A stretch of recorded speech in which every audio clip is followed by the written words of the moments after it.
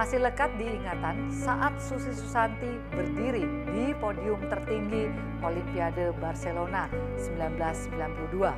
Air matanya menetes kala sangsaka merah putih dikibarkan dan lagu Indonesia Raya dikumandangkan.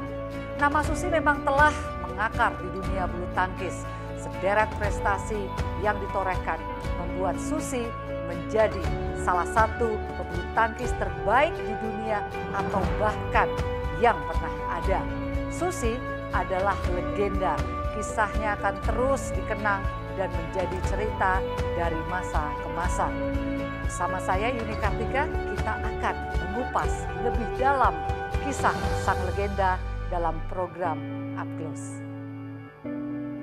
Pemirsa, bintang tamu saya kali ini sangatlah spesial. Dia adalah juara Olimpiade di tahun 1992. Pasti semua sudah kenal seorang Susi Susanti. Dia juga adalah teman sekamar saya, teman seperjuangan waktu kita sama-sama bermain di Pelatnas. Langsung saja kita sapa Susi Susanti. Selamat siang, Ci Susi. Apa kabar? Selamat siang Yuni, kabar baik, terima kasih. Iya, Ci, mau nanya dong, Ci Susi sekarang kegiatannya apa aja? Aduh, kegiatan saya sekarang lebih banyak di rumah ya. Memang saya baru selesai mungkin masa tugas sebagai Kabid Binpres 4 tahun, selama 4 tahun. Sekarang masa demisioner. Jadi masa demisioner ini berarti yang melakukan tugas di PBSI adalah tim demisioner. Tapi saya masih mungkin membantu ya pada saat mungkin mereka butuh bantuan. Ya kadang-kadang ke Pelatnas, tapi banyak juga lewat telepon aja. Seperti itu. Iya. Susi, itu kan Kabid Binpres bukan suatu tanggung jawab yang mudah dan tentunya baru begitu ya, Ci Susi. Itu apa yang dilakukan oleh Susi Susanti ketika menjabat menjadi Kabid Binpres? Iya, betul sekali Yun. Jadi kalau dulu saya juga sebagai seorang atlet ya, saya sebagai seorang atlet mungkin berbeda. Kalau sekarang sebagai Kabid Binpres, tugas dan tanggung jawab jauh lebih berat lagi. Kalau sebagai atlet, saya hanya mungkin bertanggung jawab terhadap diri saya sendiri, prestasi saya sendiri. Tapi sebagai Kabid Binpres tentunya tugasnya lebih cangkupannya lebih luas ya. Kita harus mempunyai program, kita harus bertanggung jawab terhadap atlet-atlet, prestasi atlet-atlet. Lalu kita juga harus menyiapkan regenerasi karena kan Pelatnas ini kan harus berkesinambungan dan prestasi Indonesia kita harapkan terus ada ya dan kita tentunya berharap bahwa prestasi akan lebih baik dan lebih baik lagi. Tentunya bisa seperti mungkin zaman-zaman saya dulu di mana 5 sektor itu yaitu tunggal putra, tunggal putri, ganda putra, ganda putri dan ganda campuran itu punya prestasi yang baik. Itu yang memang harus kita siapkan. Baik dan juga merata lah ya Ci. Maksudnya betul. Mereka bisa punya prestasi semuanya ya bergantian lah juaranya. Kurang lebih gitu ya Ci. Kalau bisa semuanya ya, kalau tapi bisa memang semuanya. Sekarang masih proses lah seperti itu. Terus Ci Susi pertanyaannya, kalau menjadi Kabid Binpres apa tantangan terbesar yang Ci Susi hadapi? Tantangan terbesar bagaimana kita bekerja dengan hati, kita punya tanggung jawab betul-betul terhadap, ya kalau dibilang tuh atlet-atlet ini kan aset bangsa. Atlet-atlet ini kan sama seperti anak kita. Dan mereka itu tidak hanya dari satu klub, mereka dari berbagai daerah, karakter, lalu dari klub yang berbeda. Bagaimana kita juga membimbing mereka, mengayumi mereka tuh seperti anak kita sendiri ya. Jadi tiap atlet itu berbeda-beda dan bagaimana juga tidak hanya atlet, tapi bagaimana kita juga memanage, lalu juga mengkoordinir pelatih-pelatih untuk dalam program latihan, memantau, lalu juga memberikan masukan-masukan ya. Agar mereka bisa menjadi satu tim yang baik untuk bisa menciptakan prestasi untuk Indonesia. Seperti itu sih Yun. Jadi memang kalau dibilang susah ya susah-susah gampang. Memang kita di dunia bulu tangkis, kita nanganin bulu tangkis, pernah jadi pemain. Tapi pada saat memanage mereka itu yang hal yang kalau dibilang ya ini satu yang baru untuk saya terjun di PBSI ya. Tapi mungkin pengalaman saya mungkin di bisnis itu juga membantu saya sehingga saya juga tidak terlalu sulit untuk beradaptasi ya pada saat memanage PBS itu sendiri sih. Ya, Ci, itu kan tanggung jawab yang berat. Selama 4 tahun ini sudah Ci Susi lakukan ya Ci.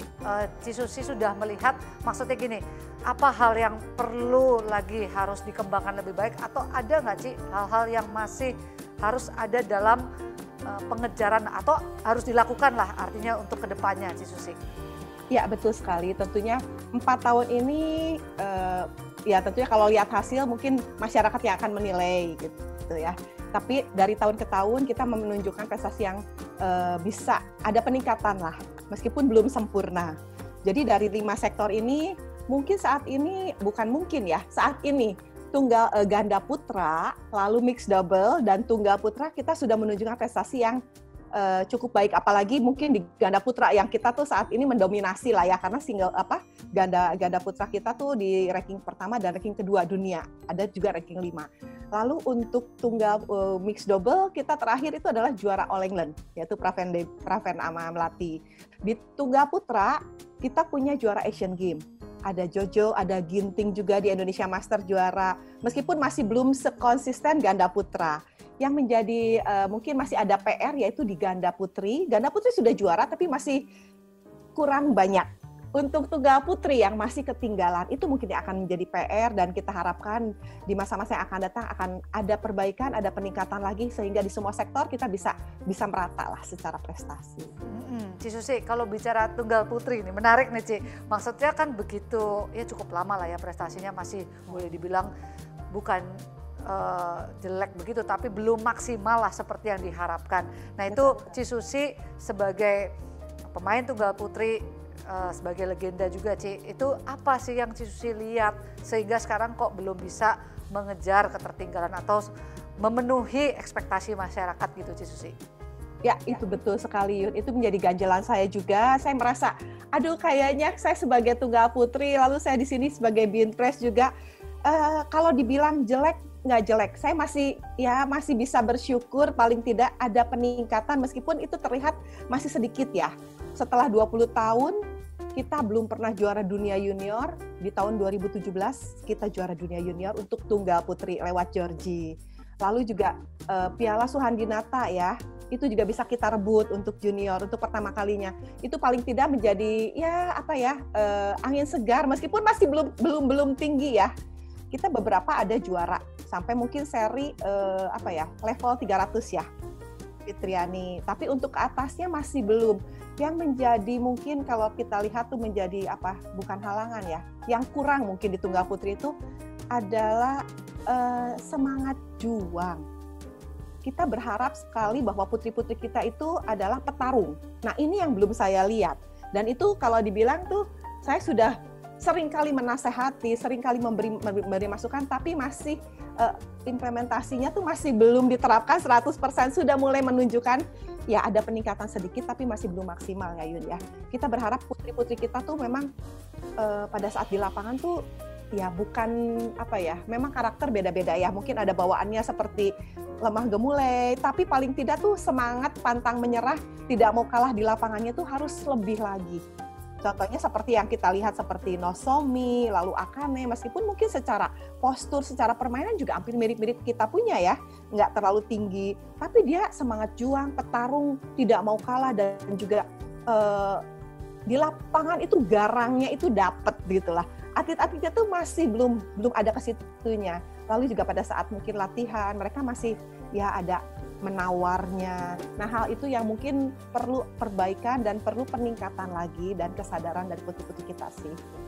Ya memang Ci, kalau di lapangan tuh istilahnya jiwa petarung itu yang punya porsi besar ya Ci Susi, untuk juga mereka itu bisa terlihatlah permainannya kayak gimana. Nah ini yang memang masih perlu ditambah gitu ya Ci Susi. Tapi Ci Susi melihat nggak bahwa kalau secara faktor teknik dan fisik, apakah pemain kita ini udah cukup begitu Ci? Maksudnya seimbang lah, udah bisa menyeimbangi pemain-pemain. Kan kalau sekarang kita lihat rally point juga panjang waktunya, semuanya juga durasinya mainnya panjang, dan ini atlet kita sebenarnya siap nggak sih Ci Susi tunggal putri? Iya, secara teknik ya betul. Bahwa saat ini mungkin kita harus jujur bahwa mungkin Georgie yang saat ini tuh bisa bersaing ya di level-level atas. Tapi konsistensi dari Georgie sendiri itu yang harus ditingkatkan. Gregoria Mariska, ya. Jadi memang Gregoria itu adalah pemain yang punya bakat. Tapi kemauan dia itu yang harus lebih konsisten lagi, lebih kesadaran dari dia sebetulnya.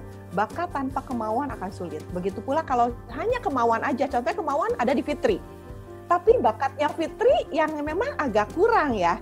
alangkah baiknya kalau bakatnya Georgie digabungkan dengan kemauannya Fitri, itu akan jauh lebih bagus. Nah, mereka itu harus menyadari bahwa yang satu punya bakat tapi kemauannya masih belum belum 100%.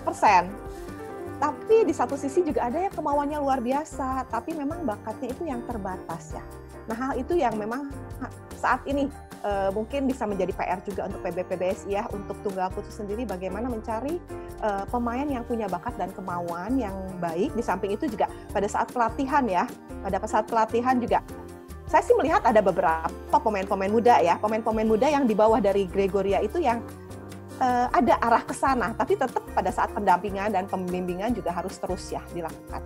Artinya proses tuh penting walaupun mereka sudah ada, tapi ini yang harus terus dikasih tahu lah ya Ci ke atletnya supaya mereka benar-benar bisa konsisten.